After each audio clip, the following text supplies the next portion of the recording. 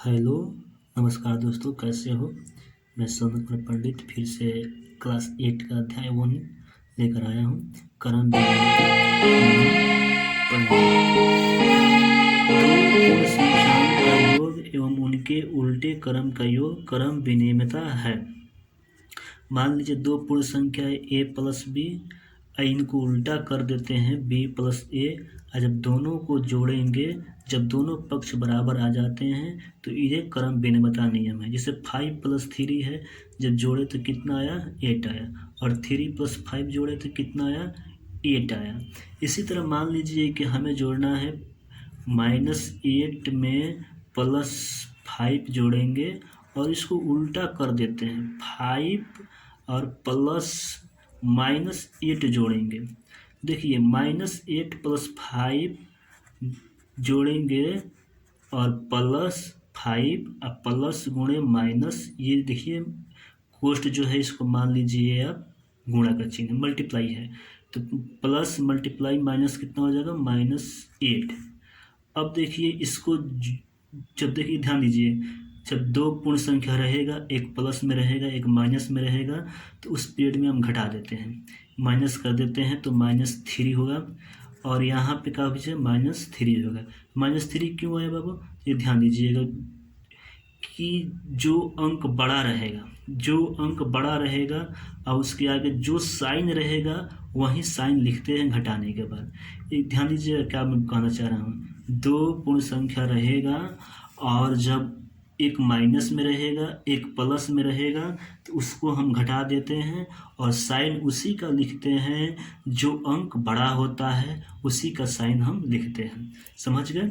अब same to same सहचारिता में भी यही नियम होता है। इसमें भी क्या होता है, 3 पूर्ण संख्या होता है और उसको भी उल्टा करके जोड़ना होता है। यहाँ पे हमने क्या किया बाबू, देखिए a plus b plus c को ले लिया, तो b प्लस c एक साथ है इधर साइड में, और इधर साइड में a प्लस b एक साथ है और c को हमने बाहर कर दिया। तो मान लीजिए यहाँ पे 4 हो गया, प्लस हो गया 3 + 2 हो गया, यहाँ पर 4 + 3 और प्लस में 2 हो गया। तो जोड़ेंगे तो 4 + 3 + 2 5 और 3 4 + 3 7 + 2 4 + 9 सॉरी 4 + 5 9 हो जाएगा, 7 + 2 9 हो जाएगा, दोनों बराबर आ गया। तो ये हमारा सहचर्यता नियम है। ध्यान दीजिएगा ये जो क्रम विनिमयता है, सहचर्यता है, ये सिर्फ किस पे लागू होता है, तो जोड़ पर लागू होगा और गुणा पर लागू होगा, घटाव पर लागू नहीं होगा और हमारे भाग पर लागू नहीं होगा।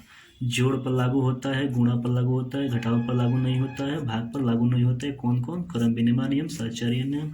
और साथ ही साथ एक और चीज़ जान लीजिए कि ये पूर्ण संख्या, पूर्णांक और परमेय संख्या तीनों पर बना सकते हैं। अब आगे हम चलते हैं, देखते हैं योज तत्समक। योज तत्समक किसे कहते हैं, मान लीजिए कि किसी संख्या में हम, मान लीजिए 5 है और 5 में हम 0 जोड़ेंगे तो हमें क्या संख्या मिलेगा, 5 मिलेगा। तो वहीं कहेंगे कि 5 के लिए योज तत्समक कितना है, 0 है। ठीक, इतना समझ गए ना। अब गुणात्मक तत्समक समझते हैं। जब किसी संख्या में हम 1 से गुणा करते हैं तो हमें 5 मिलता है, यानी कहने का मतलब कि 5 में 1 से गुणा करें तो 5 मिलेगा। तो हम क्या कहेंगे कि 5 का गुणात्मक तत्समक क्या है, 1 है। इतना समझ गए। अब आगे हम चलते हैं, नेक्स्ट चीज़ को पढ़ेंगे। हाँ दोस्तों, आप लोग से एक बात कहना मैं भूल गया, ठीक ना, कि आप लोग जो है चैनल को सब्सक्राइब जरूर कर लीजिए और अपने दोस्तों के में शेयर कीजिए और लाइक बटन दबाइए। अब देखिए योज प्रतिलोम। योज प्रतिलोम क्या होता है कि किसी संख्या में हम क्या जोड़ें कि वह संख्या 0 हो जाए, तो उससे हम योज प्रतिलोम कहते हैं। ऐसे भी जानते हैं प्रतिलोम का मतलब क्या होता है, उल्टा, उल्टा होता है। अब देखिए योज मतलब जोड़ होता है, तो हम 2 है इसमें क्या जोड़े कि ये 0 बन जाएगा, तो 2 में हम जोड़ेंगे -2, क्या जोड़ेंगे?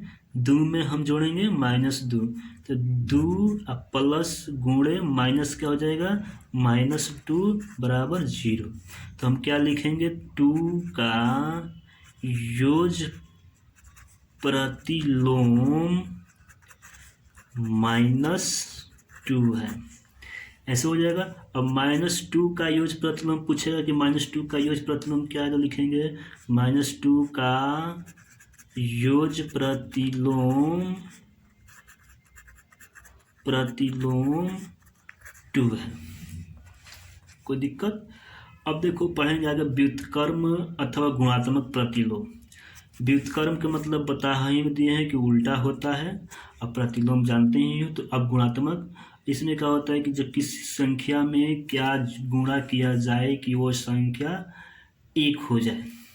जैसे मान लीजिए कि 2 है, अब हम 2 में क्या गुणा करें कि ये संख्या 1 बन जाए। तो 2 में हम 1/2 से गुणा करेंगे तो संख्या हमें क्या मिलेगा? 1। कैसे मिलेगा? 2 से 2 कट जाएगा तो हमारे पास 1 बचेगा। ये कि हमारा क्या हो गया? गुणात्मक आंसर आ गया। गुणा करने पे 1 आ गया ना जी, तो लिखेंगे 2 का गुणात्मक प्रतिलोम 1/2 है। 2 का गुणात्मक प्रतिलोम क्या है? 1/2 है। अब नेक्स्ट बचा है वितरक नियम। वितरक नियम क्या होता है? तो मान लीजिए इसमें भी 3 संख्या होता है, a + b + c, a गुणे b + ac, a गुणे c। इसको बांट देते हैं, यानी कि एक बार a से गुणा करते हैं b में और एक बार गुणा करते हैं a से c में। देखिए क्या हूँ, a गुणे b और प्लस का चिन्ह है तो प्लस का चिन्ह दे दिया हूँ, और फिर a गुणा दे दिया हूँ, और यहाँ पे c है तो c दे दिया हूँ। अब जैसे मान लीजिए कोई सवाल है 3/4 गुणे 2/5 अब प्लस 2/5 है मान लीजिए। अब देखिए इसमें क्या करना है कि इसको हमें वितरक नियम के हिसाब से गुणा करना है। तो एक बार 3/4 में 2/5 से गुणा कर देंगे, अब प्लस का चिन्ह दे देंगे। 3/4 में फिर से गुणा कर देंगे 2/5 में, इसको हल कर लेंगे। 3 दूना का कटने वाला तो कटा दो, 2 दूना का 4 हो जाएगा, और 2 दूना का 4 हो जाएगा। ऊपर से ऊपर में गुणा कर दो, 3 हो जाएगा। ऊपर में गुणा करेंगे तो 2 से 5 में गुणा करेंगे 10 हो जाएगा, प्लस 3 10। एलसीएम ले लेंगे 10 आएगा, और ऊपर में 3 + 3 जोड़ेंगे तो हमको क्या मिलेगा? 6/10। ये हमारा आंसर हो गया। बस थैंक यू दोस्तों, आज के लिए इतना ही। और कहीं गलती हो तो आप लोग कमेंट जरूर कीजिएगा, मैं कोशिश करूँगा उस गलती को सुधार करने के लिए।